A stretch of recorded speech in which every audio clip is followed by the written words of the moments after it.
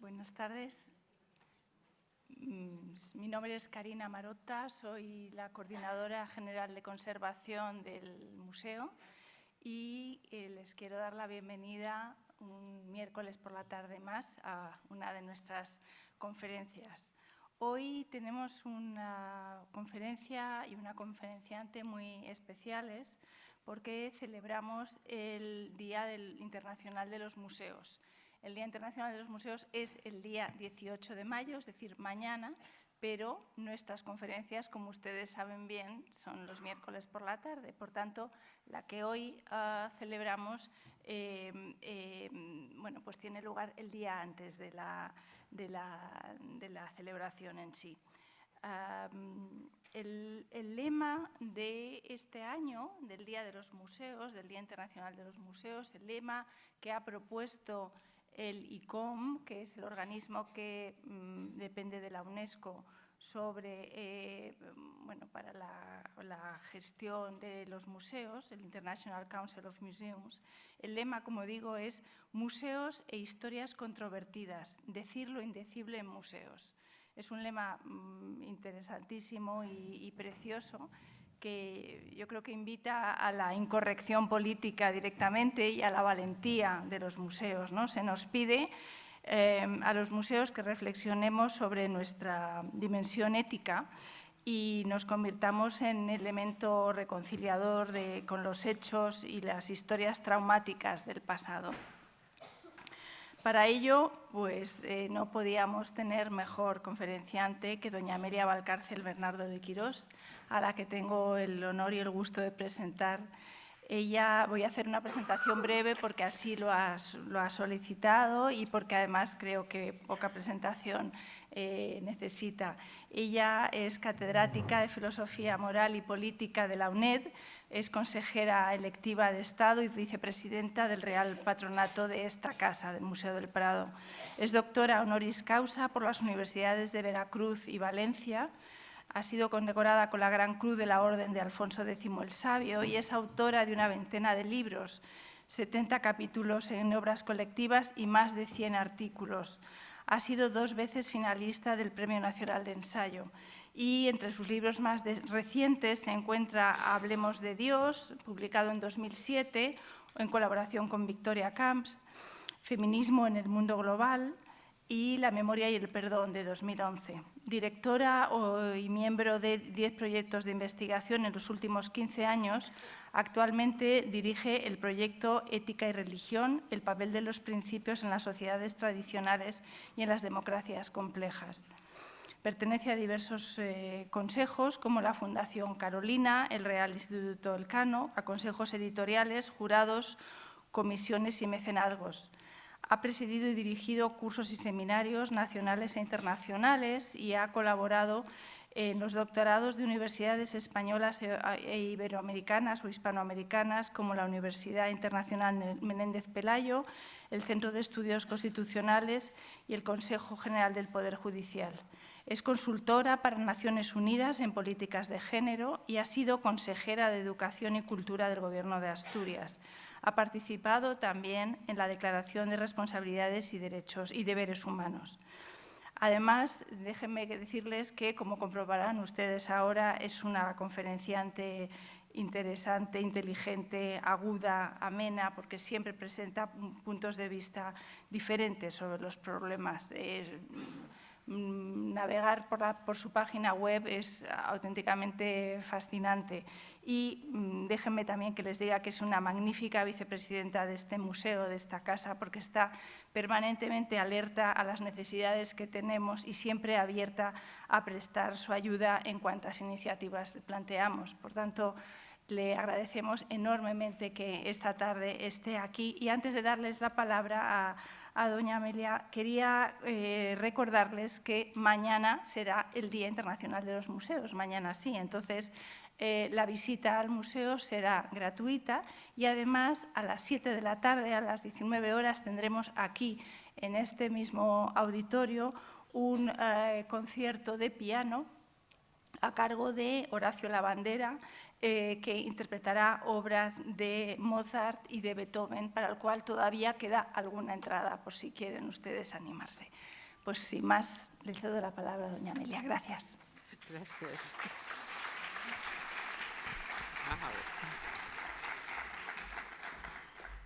Muy buenas tardes. Hemos estado probando el sonido, pero con todo les pediría... ¿me escuchan ustedes bien? ¿Se escucha bien? Perfecto. Perfecto. Entonces voy a comenzar una exposición y esta exposición... yo tengo una costumbre escasa de exponer a la vez que manejo imágenes y textos. Son cosas muy diferentes. Así que les pido benevolencia si no lo logro del todo. He seleccionado una serie de imágenes que quiero que vean, pero no tengo la enorme costumbre que tiene ya la gente que se maneja bien en historia del arte de sistemáticamente utilizar imágenes. Con la ayuda de gente excelente del museo, con la ayuda de Paloma, que debe andar por aquí, he hecho por allí arriba un fantástico, hemos realizado un PowerPoint, y la primera de las imágenes que les presento es esta que ustedes quizá conozcan. Son las leonas de la cueva de Chauvet. La cueva de Chauvet se descubre en 1994. Probablemente ha permanecido cerrada durante miles de años por algún accidente natural, de tal modo que en el momento en que se explora aparecen en ella un tipo de pinturas con las que no se contaba.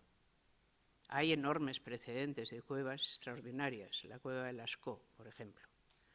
Yo creo que si a mí me hicieran contar fortunas que hayas tenido, pues debería decir, bueno, pues poder haber entrado en la cueva de Lascaux, por ejemplo, y verla.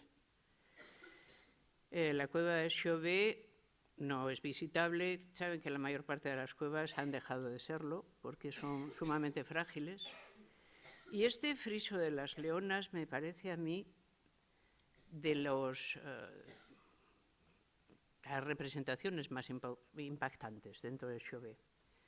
Si se fijan, las leonas están cazando una presa que no vemos, simplemente aparecen corriendo, y quien las haya dibujado ha logrado dar perfectamente la impresión de movimiento y velocidad y del modo en que un felino caza.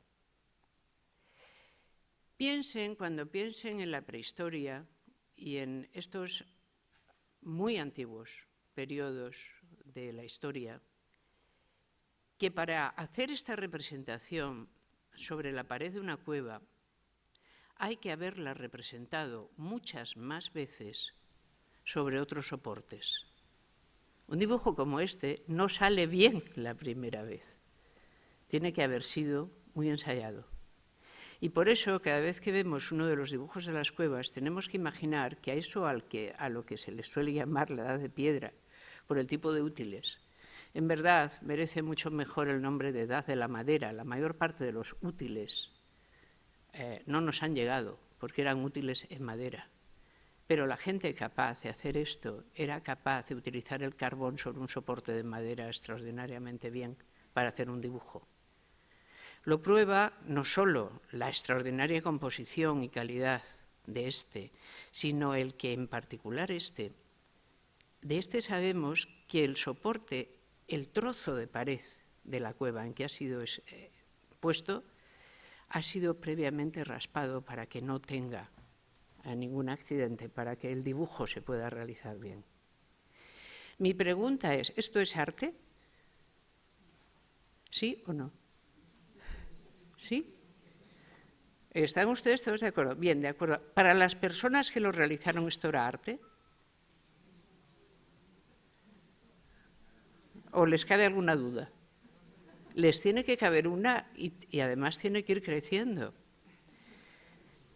¿Esto para qué se realiza? No lo sabemos, no lo sabremos bien nunca. Sabemos que se realiza.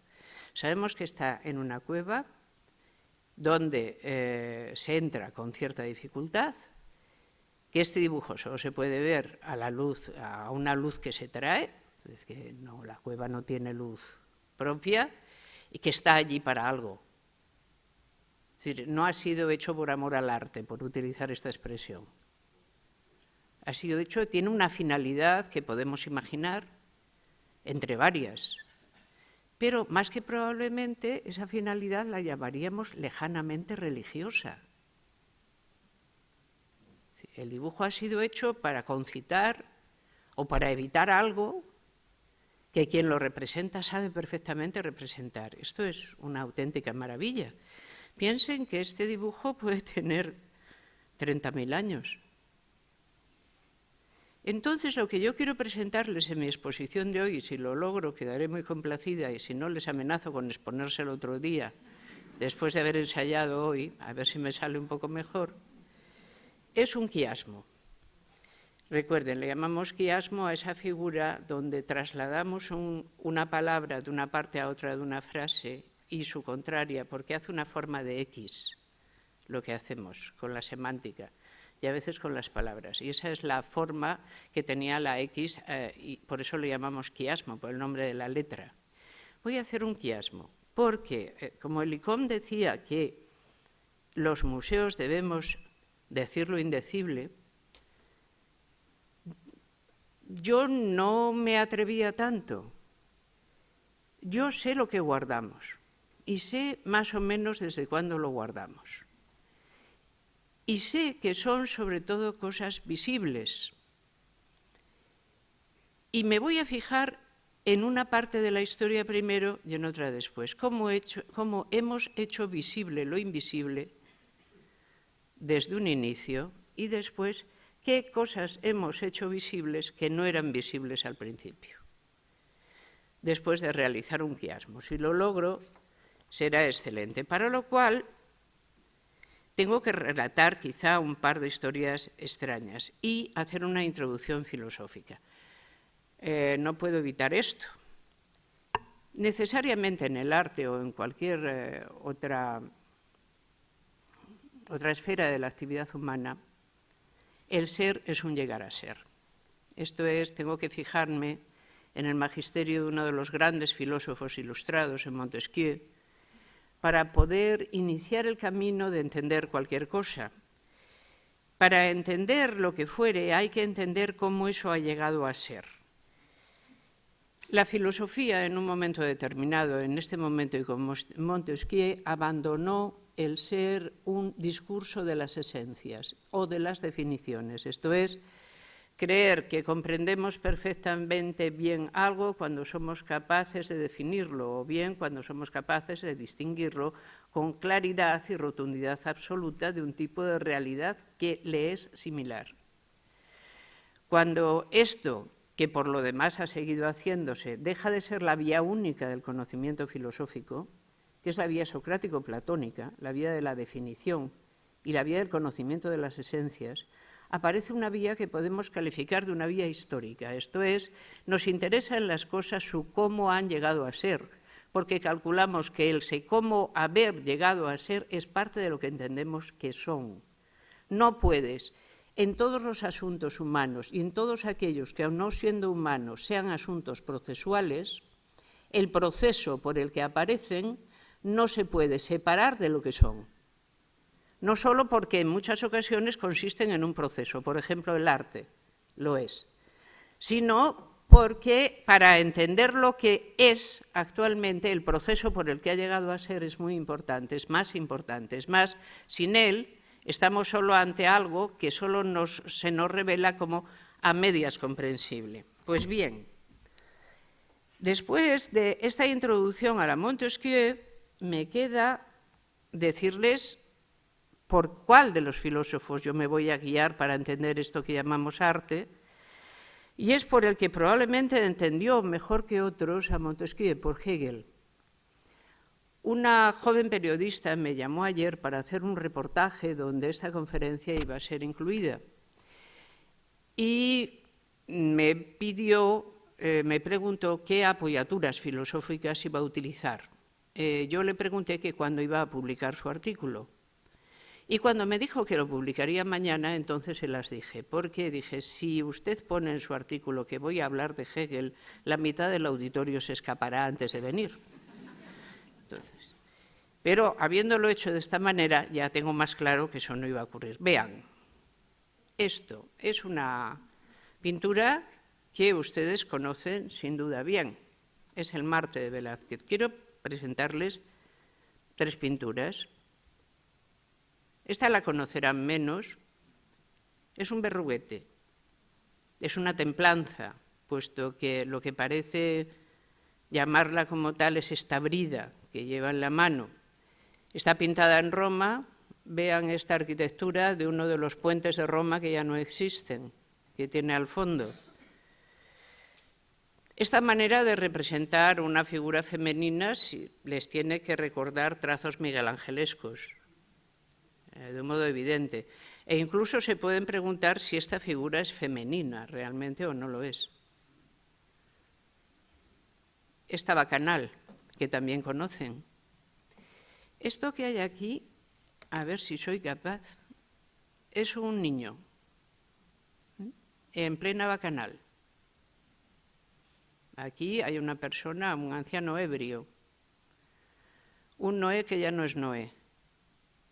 Aquí hay un niño. El niño está evidentemente haciendo pipí sobre esta figura. ¿Por qué? Es decir, ¿por qué en tantas pinturas hay elementos que son tan disonantes, que parecen siempre exigir una interpretación? ¿Esto ha dependido simplemente del capricho de quien lo ha hecho o hay alguna razón de fondo que esté funcionando en la propia historia de la pintura para que ésta intente transmitir cosas que no sean evidentes? Que sean evidentes solo para aquel o aquella que puede o quiere verlas. Pues bien, las 3 imágenes extrañas yo creo que ya han sido puestas. Hay un Marte lamentable, absolutamente no heroico, y no sabemos exactamente qué funciones acaba de cumplir. Nuestro director, el señor Falomir, me contó que una de sus experiencias intelectuales nada más llegar a Madrid fue asistir a una conferencia donde este Marte servía de ejemplo. El Marte fue presentado y don Miguel Falomir escuchó porque según él me dijo, yo venía de provincias y no estaba acostumbrado, escuchó decir, esto es evidentemente la tristeza postcoitum.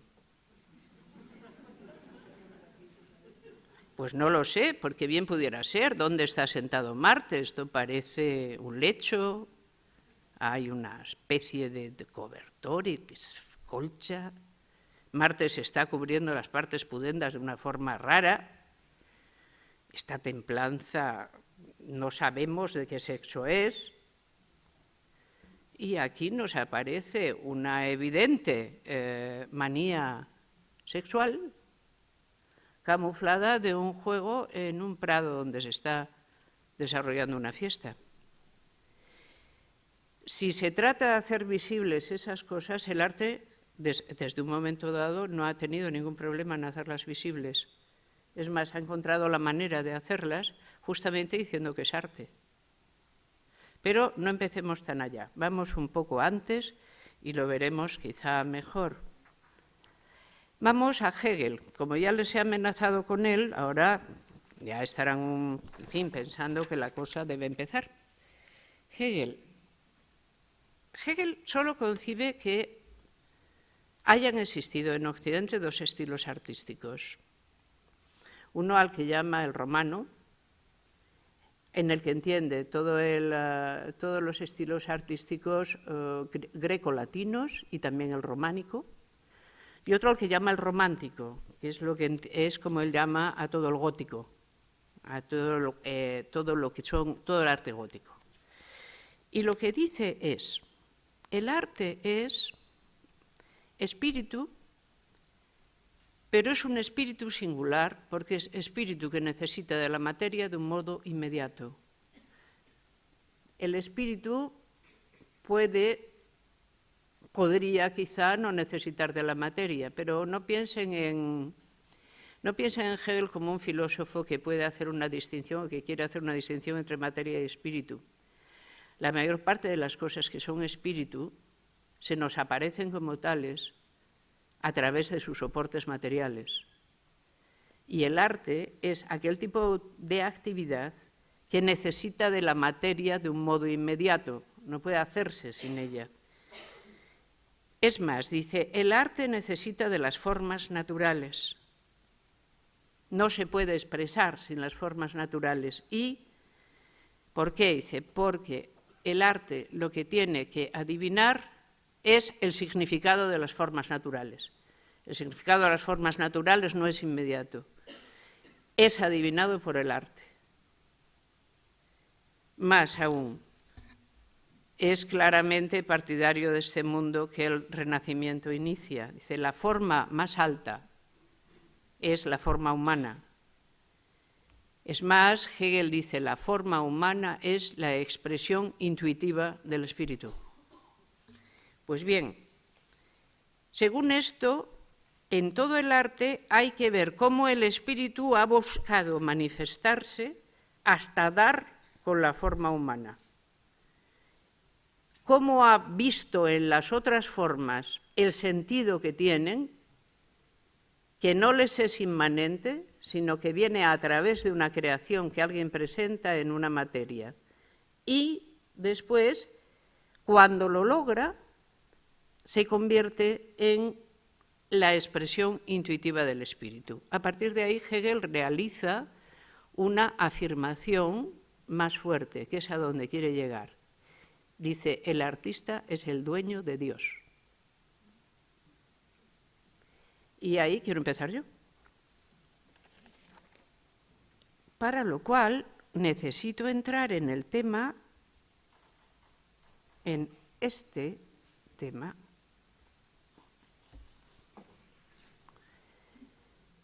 Este es el otro, lo que Hegel llamaba el arte romántico, es el gótico. ¿Qué es esto? Bueno, esto es la Saint-Chapelle, por supuesto. Esto. Y esto es la primera cosa que se construye en gótico cluniacense, el deambulatorio que Suger, el abad Suger, hace construir. Recuerden esto, el gótico nos es presentado por el abad Suger como producto de un sueño. El abad Suger dice que él ha tenido un sueño o una visión en el medio del sueño y que ha visto cómo los cielos son y que pueden hacerse. Recordemos siempre también, a partir de esto, cómo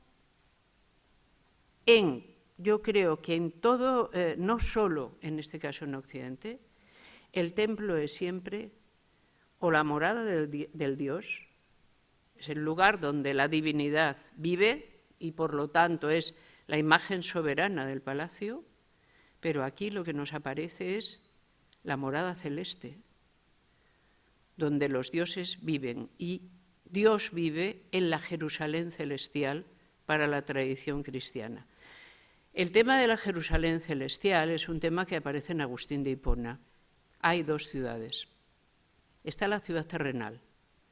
Nosotros habitamos la ciudad terrenal, pero nuestro destino es habitar la Jerusalén celestial. La Jerusalén terrenal puede caer y ser destruida, la celestial no. ¿Qué pasará con ella? ¿Cómo va a funcionar? Aquí hay una cosa que nos ayudará, a la izquierda. Este es un tríptico perdido del Bosco.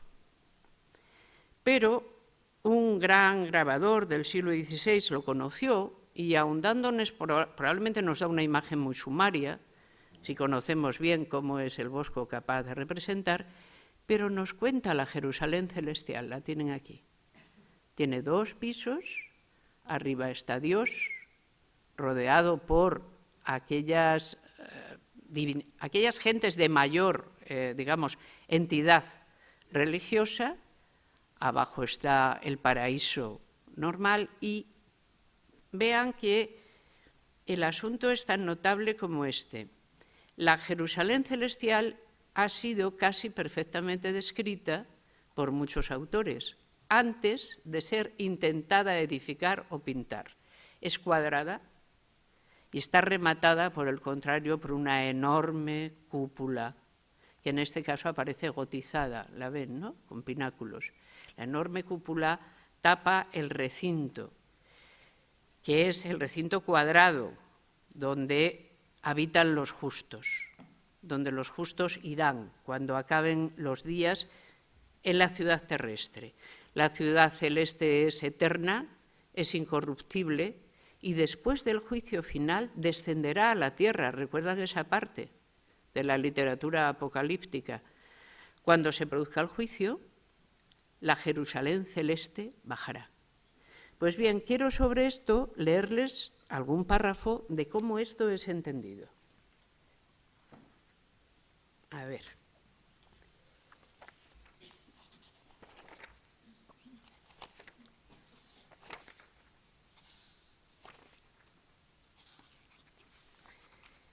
¿Por qué es tan importante visualizar las cosas? Sigo con Hegel. Hegel dirá: los ojos son la sede del alma. Durante un largo tiempo, el arte lo que ha hecho es plantar delante de nuestros ojos lo que es invisible como lo visible, para lo cual ha tenido que alejarnos del objeto. Es difícil aquí, pero les digo, Delimot, que es un autor magnífico, escribe una historia del paraíso, donde todo esto aparece y nos dice: en el siglo XI, el santo asceta Pedro Damián afirmó que el cordero es la luz sin ocaso de la ciudad de la felicidad. Un poco más tarde, el obispo alemán Otto de Freising terminó su crónica de la historia universal afirmando que la Jerusalén de arriba no será una ciudad con verdaderas piedras o pavimentada con oro o con puertas adornadas con perlas, porque eso, y esto no me importa, son imágenes mediante las cuales nos esforzamos por conducir a la gente de lo visible a lo invisible. ¿El paraíso será un lugar natural? Pues dirán: no, no es un lugar corporal, porque los espíritus no habitan en lugares corpóreos. Es la mirada espiritual de los bienaventurados que la eterna sabiduría ha creado desde el origen y que se encuentra en el cielo intelectual. Ellos ven allí a la divinidad cara a cara. Oh morada 1000 veces feliz. El arte toma sobre sí este desafío de presentarnos como visible lo que es invisible, y comienza desde Cluny a hacernos la réplica en la tierra de la ciudad celestial. No es nada fácil. En este sentido, toma también de nuevo sentido la frase de Hegel que les he citado: el artista es el dueño de Dios.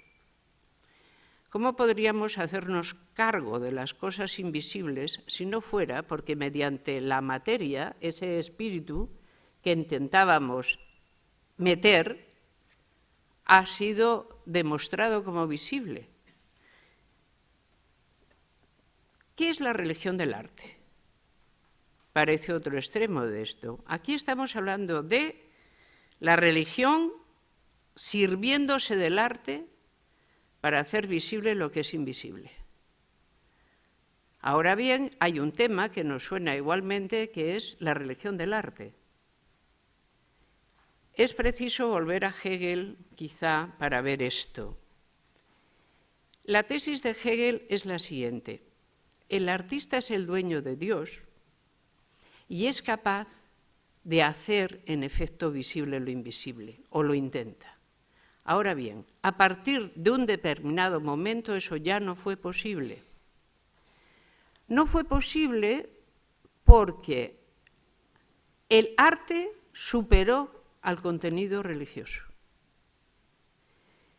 la frase de Hegel literalmente es: después de la Reforma, el contenido religioso se espiritualizó de tal manera que no se pudo ya en modo alguno trasladar directamente, sino por medio de la interioridad religiosa. De modo que entonces el arte tomó una autonomía que antes no tenía. El arte se hizo lo que entendemos ahora. El artista no es que dejara de ser el dueño de Dios, sino que las creaciones del arte ya no servían para aquello.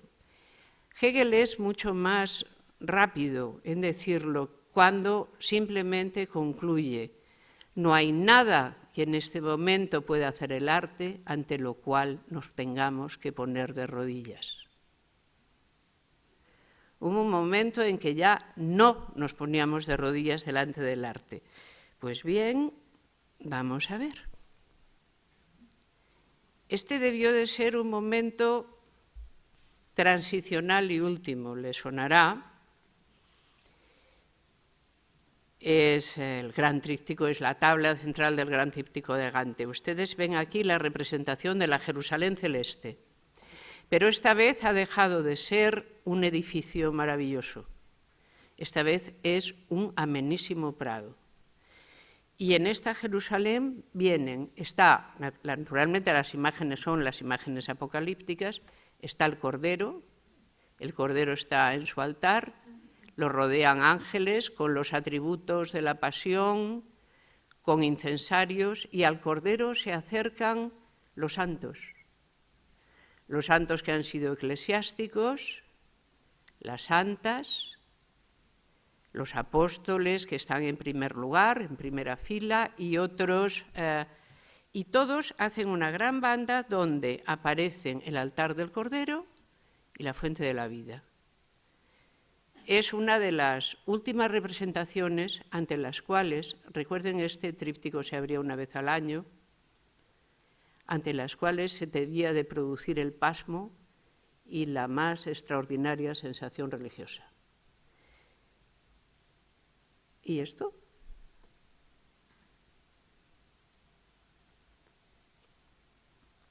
El sueño de la Basujer nos habla del arte en la primera parte del quiasmo, el arte en el cual el artista es dueño de Dios, el arte que hace visible lo invisible. Nos pone delante el tema del paraíso y la ciudad de Dios, y nos pone delante el compromiso religioso del arte, que es muy fuerte. Por ser tan fuerte, ¿cuál es su mayor peligro? La iconoclastia. Los movimientos iconoclastas han sido continuados a lo largo de la historia de las tres religiones abrámicas, habida cuenta de que al menos dos de ellas son absolutamente iconoclastas, el judaísmo y el islam. No se puede representar a Dios, y como la tentación de hacerlo sería muy grande, no se puede representar nada. Pero ¿cómo decirle eso a una especie, somos cromañones, que dibujó las leonas de Chauvet? Que lo que nos distingue es que somos capaces de hacer dibujo, de representar, frente a otras especies humanas que no lo han podido hacer. Fíjense en la enormidad del mandato de no representar nada, porque el peligro ¿cuál es? Si tú haces una imagen, acabarás postrado delante de ella y la adorarás. Y entonces perderás de vista al Dios verdadero. La iconoclastia está siempre por encima y al lado de nuestras imágenes. Son malas, son falsas, ocupan el lugar de otra cosa. ¿Cómo concitar el peligro de la iconoclastia? Justamente llamándole arte. No, esto no es lo que pudiera parecer. Esto no debe ser destruido. Díganme, durante la Reforma, aquellos que querían salvar las imágenes, los trípticos, las telas pintadas en Flandes, en Alemania, ¿qué podían hacer? Decir que aquello no era religioso, que valía más su contenido como arte y que el contenido religioso era menor. Luego, el peligro de la iconoclastia ha hecho en gran parte que demos estatuto de arte a lo que probablemente era, en un principio, mucho más directamente hacer visible lo invisible, y estaba colocado dentro del discurso explicativo religioso. Salvándolo de ahí, hemos evitado la iconoclastia. Ahora bien, ¿y si el propio arte se vuelve iconoclasta? Ustedes conocen esta pintura también. Es una era, se supone, dando de mamar a su hijo, o una diosa cualesquiera, pero ¿no le suena esta pintura que la tenemos titulada como la Vía Láctea? ¿No ven en ella algo raro? O sea, si la cubriéramos y quitáramos el desnudo, ¿podríamos decir que es cualquier otra cosa? Le ponemos un vestido azul, por ejemplo, blanco, con grandes pliegues, ¿y qué es? Por lo tanto, hay un pintor que está haciendo iconoclastia adrede y dice, yo sé otra manera de destruirlo. Con mis pinceles puedo pintar a dioses muy diversos. No todos son los mismos. Hay una oculta maternidad aquí que ha sido representada tantas veces en el arte occidental, la maternidad virginal. Yo creo que negarlo sería dificilísimo. ¿Qué tenemos aquí? Un descreimiento de la forma religiosa del arte logrado mediante presentar un contenido religioso de una forma no religiosa, o atribuyéndolo nada menos que a los antiguos dioses, a los dioses ya extintos. ¿No les ha extrañado siempre esta capacidad del Renacimiento, desde que comienza, de figurar y representar a los dioses extintos? ¿Y no les ha extrañado también que a la vez que empezamos a representar a dioses extintos con tal interés, los dioses en los que creemos se nos empiece a prohibir que sean representados como hace la Reforma? No se puede representar a Dios, de nuevo un movimiento iconoclasta, pero sí podemos representar a los dioses extintos. ¿Habrá algún dios que nos extinga? El arte es una cosa tan rara. Empieza un movimiento que aquí puede parecer de iconoclastia.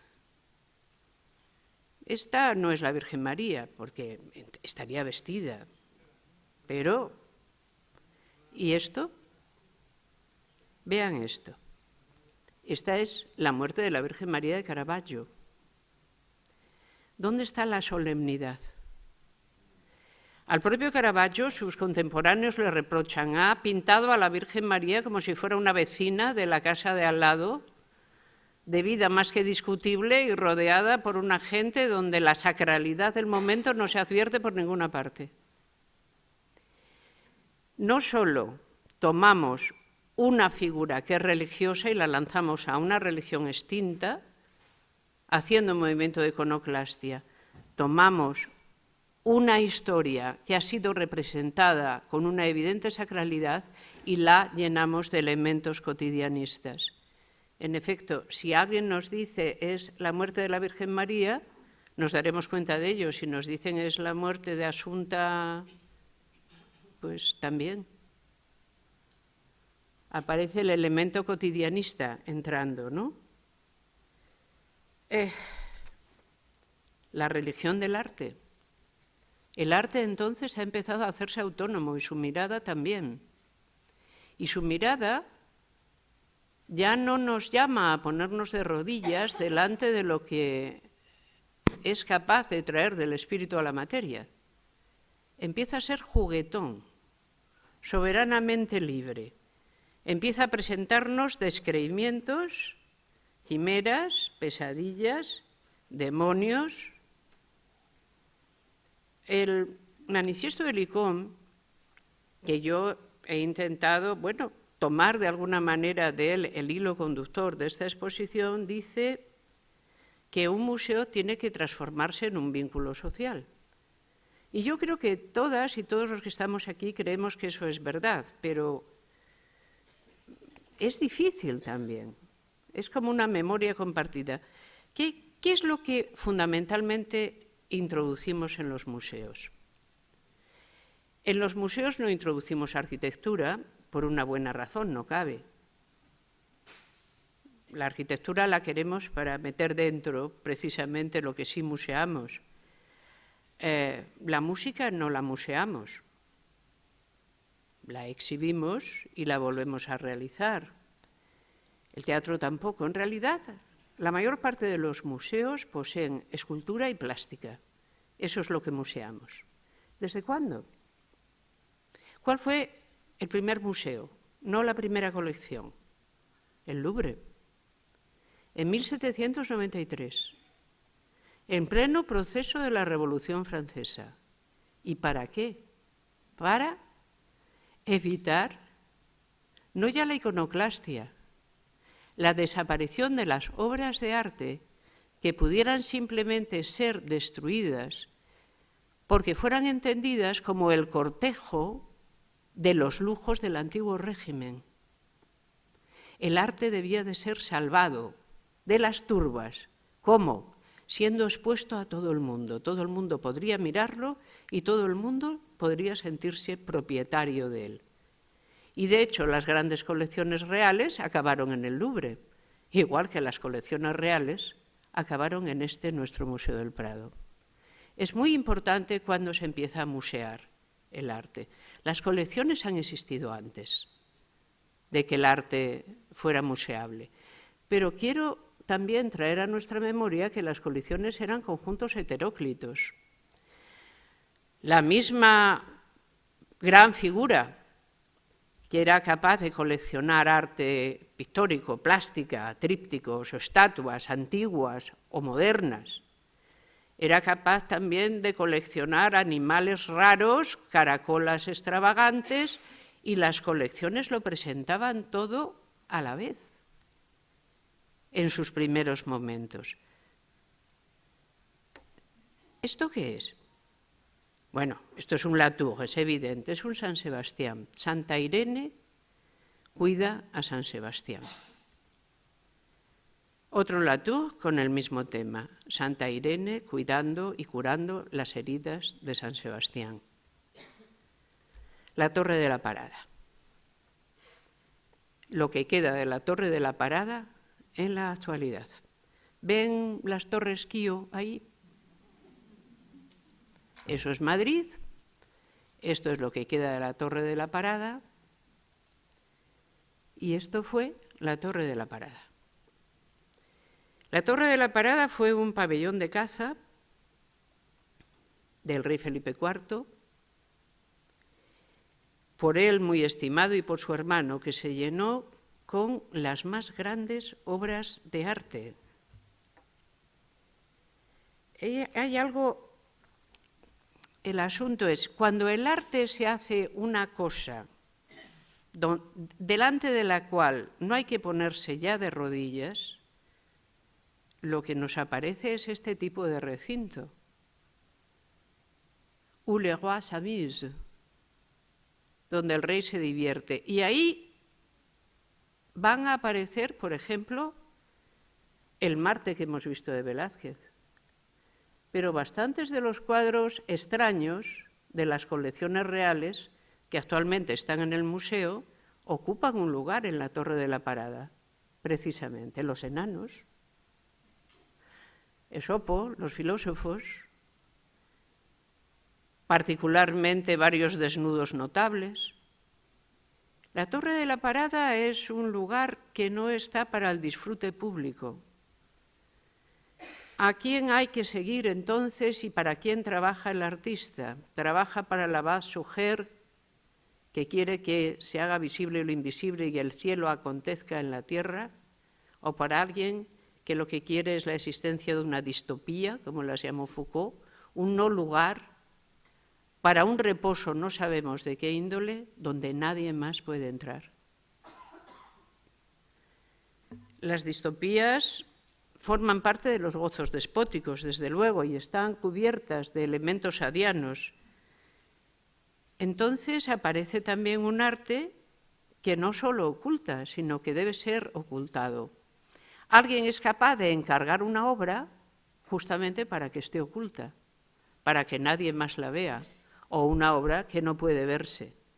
Recuerden que muchas de estas obras que nosotros hoy y nosotras vemos eran obras ocultas, obras que no podían verse, obras que estaban, incluso cuando los museos empiezan a funcionar, determinados tipos de obras artísticas están en una habitación especial que solo algunos pueden visitar, porque son demasiado, bueno, pueden escandalizar y se ocultan. Hay pues una serie de distopías y obras ocultas para las que el arte trabaja. Pero esto es solo uno de los caminos, este camino. Por cierto, que los austrias construían muy mal, porque es que, fíjense en lo que ha creado la Torre de la Parada, aunque ciertamente la gente de los alrededores se haya dedicado con ahínco a robar sillares y demás para hacer sus propias cosas, la han dejado en nada. ¿Qué significa que algo como la Torre de la Parada dejó de existir? Tenemos su último inventario. No estaba acorde ya con los tiempos, eso es claro.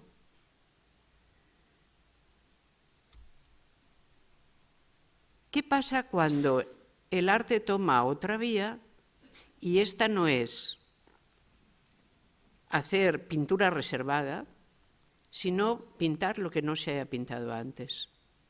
Hacer visible lo invisible de otra forma, poner la luz sobre lo que antes no tenía luz, no era algo que mereciera ser representado. Quizá esta sea, y es mi hipótesis, la otra parte del quiasmo del arte. Murillo, ¿cuándo comienza el arte a representar pobres? Gente corriente, gente que no son grandes, que no son importantes, que no son interesantes. ¿Cuándo comienza a hacer visible eso que es invisible de otra manera? Es invisible a la mirada del poder. Pues comienza con la modernidad. Quizás un poco antes. Miren esto. Es maravilloso y ustedes lo habrán visto porque hace poco tuvimos aquí la espléndida exposición de Weiden. Quiero que se fijen en un trocito que está aquí, que es la puerta. Ahí hay una puerta, ¿se dan cuenta? O sea, está los 7 sacramentos en toda su gloria. Todos tienen gente y aquí está la puerta por la que se accede a esta catedral mística. En esta puerta, vean, si se fijan mucho ahí fuera, hay un mendigo con una muleta. El artista nos lo ha presentado ahí, fuera. Y hay otro que ha conseguido entrar y está pidiendo casi inmediatamente dentro. Esto es representar también y hacer visible lo invisible, pero de otra forma. Solo gentes, digamos, gentes de buen vivir parecen habitar esta Jerusalén celeste. No, también aquí hay alguno más. Bien, cuando esta clase de invisibles comienza a representarse, aparece una nueva también corriente en la que el arte puede ir. Pero volvamos a los lugares distópicos. Esto es una Dánae. ¿Ustedes creen que puede representarse algo como esto, pretendiendo que su carácter de arte lo lleva realmente completamente fuera del terreno de la lujuria? ¿Ha llegado nuestra credulidad a tanto? ¿Y no le recuerda esto Tiziano, la lluvia de oro? Y el niño que antes también hacía pipí sobre alguien, a pensar que alguien pudiera tener después de todo alguna extraña manía y gustarle el tema. hay tantas cosas siempre que uno no acaba de saber, y esto, el rapto de las hijas de Leucipo. Yo creo que da la impresión de que no las raptaban para hacer que se matricularan en una escuela de náutica. Vean, ¿cuántos raptos de Europa han visto? Siempre es lo mismo, un toro que se lleva a una bella joven. ¿Quién es el toro? ¿Han visto a muchos toros reales que hagan eso? ¿Qué se nos está presentando cuando se nos presentan estas alegorías? Bueno, esto es tan claro porque lo que no nos va a presentar el artista es la escena siguiente, pero la podemos imaginar, ¿verdad? Presenta esta. ¿Se ha representado alguna vez la violencia contra las mujeres, por ejemplo? Sí, pero de estas formas heroicas, al principio. Esto es este muy conocido Botticelli, al que se suele llamar la derelita. Vemos una persona que llora delante de una puerta. Da siempre pábulo a la imaginación. Cualquier obra artística que no explica del todo qué es, da la impresión de abrirnos un camino a que imaginemos algo. La última imaginación es un poco sofocante. Nos dice que en realidad, en vez de una joven a la que no sabemos qué ha ocurrido, es Mardoqueo. Sí, el de la Biblia. Sí, el de Esther. A mí me parece que probablemente esto sea así, pero para ser Mardoqueo está muy raro. En todo caso, aunque fuera Mardoqueo, si ustedes quisieran representar alguna vez con cierta vehemencia el sufrimiento del abandono de alguien, ¿usarían esta imagen? Podemos también representar cosas que nunca se han representado porque entran en los límites de las curiosidades absurdas. Esto, por ejemplo, los fenómenos, las quimeras, los sujetos mal construidos. Este Rivera es casi cruel, yo diría. ¿Y este San Juan de Goya? Bueno, San Juan cuando era muy joven y practicaba en el desierto para ser ya San Juan con lanas vestidas. ¿Esto es San Juan? ¿O es San Juan porque lleva una cruz que parece decirlo? ¿Realmente el arte nos cuenta cada vez lo que nos está diciendo o siempre cuando el artista quiere traslada otra cosa? Y la pone, y es capaz de ponerla. ¿Y este San Sebastián? ¿De la Cartuja de Nápoles? Por cierto, no sé si conocen la Cartuja de Nápoles. Es una cosa...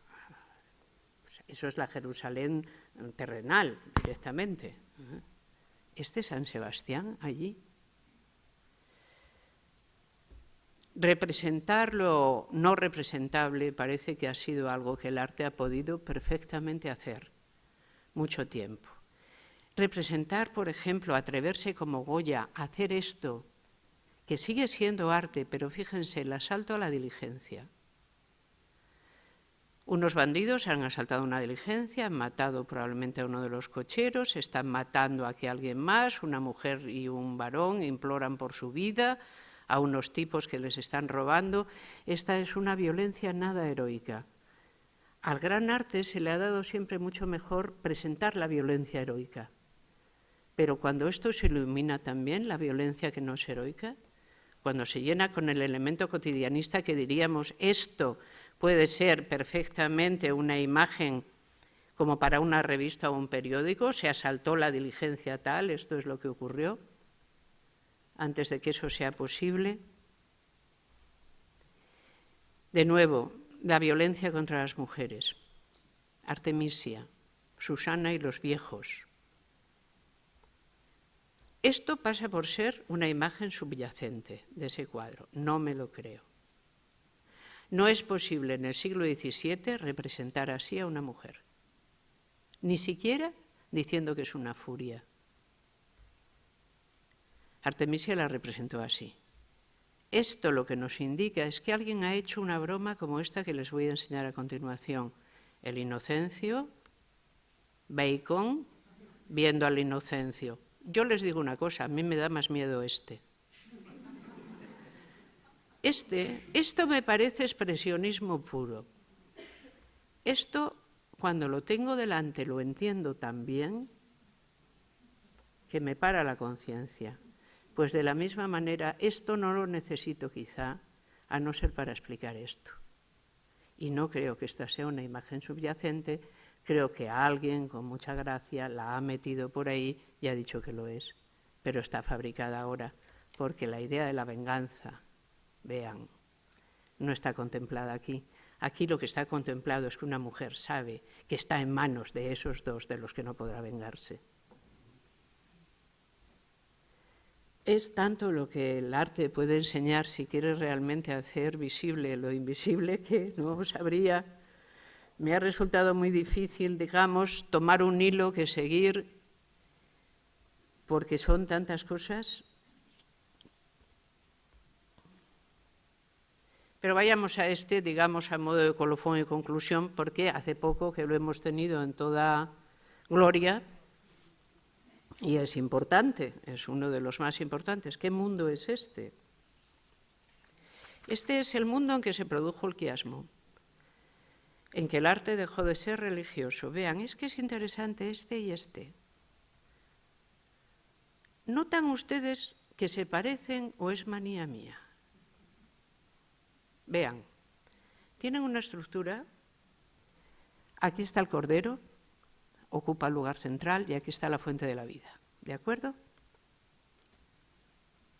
Aquí está la fuente, los ríos del paraíso, las personas que acuden ante el cordero y las que aquí simplemente, en vez de estar en la nave catedralicia, que es la ciudad de Dios, están en un paraíso campestre donde no hay pasado, no hay memoria y no hay futuro. O la gente representada parece creer que eso no importa. ¿Se han fijado en qué cantidad de gente no sale en esta tabla? Porque se habrán fijado bastante en cuánta sale, pero en cuánta no sale, es que es muy importante. Primero, vean, yo no sé si hay alguna representación y que haya tantos desnudos en la historia del arte. Es una enorme cantidad de desnudos. ¿Se fijan que no hay nadie que sea viejo? ¿Y no hay ni un solo niño? Toda la gente tiene la misma edad y dan sin más vueltas en torno a la vida como si la vida no fuera a acabarse nunca y esto no tuviera mayores soluciones. ¿Por qué este tríptico gusta tanto, esta tabla en particular? Porque la de la izquierda no tiene mayor adhesión y la de la derecha algo más, porque siempre, ya saben, era Hegel también que creo que decía que nos gusta más la tragedia que la comedia. Pero, ¿por qué? Cuando yo a veces he preguntado por qué el atractivo de esta imagen, tantas personas han dicho, es que este es mi mundo. ¿En qué se parece nuestro mundo actual? Nuestro, no el mundo del Bosco, a este mundo. En que quizá también nosotros evitamos pensar que todos, la idea de la juventud eterna, por supuesto, el presente infinito, la muerte no existe, la ancianidad no existe, la niñez, bueno, hombre, ¿para qué? Tampoco es tan necesaria. Estamos aquí, es tan notable. Vean, la única figura vestida de todo el cuadro. Probablemente, ¿quién es? Puede ser el autor. Y está al lado de dos columnas. En una obra medieval muy leída, que es una especie de compendio de la Biblia, se nos dice que en tiempos de Noé, y esto lo resalta el magnífico historiador Gombrich, en tiempos de Noé la humanidad vivió un momento sin memoria y sin historia, donde simplemente se alejó de Dios y de su destino ultraterreno. Entonces vivían sin pensar para nada en otra cosa y solo dedicados al gozo. Y todo lo que sabían lo escribieron en 2 columnas. ¿Creen que esto pueden ser 2 columnas? Puede ser esa la humanidad del tiempo de Noé. Nosotros somos el tiempo de Noé, quizá también. Estamos viviendo un momento que no sabemos que puede tener tan triste final como acaba el tríptico del Bosco.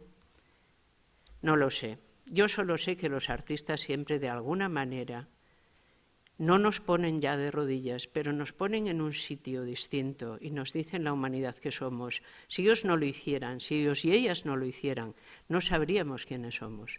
Sí que es cierto que trasladan el espíritu. Este magnífico Rembrandt, que él hace cuando ya muy anciano casi no ve y que toma en él la posición del llamado el filósofo que ríe. Me ausento ya de la vida y le dedico esta sonrisa. O este Hopper magnífico que con su mujer en la mano se dice finita la comedia. Hay muchas cosas que el arte hace visibles y yo les agradezco que me hayan seguido en este hilo de ver cómo ha intentado hacerlo tantas veces. Gracias.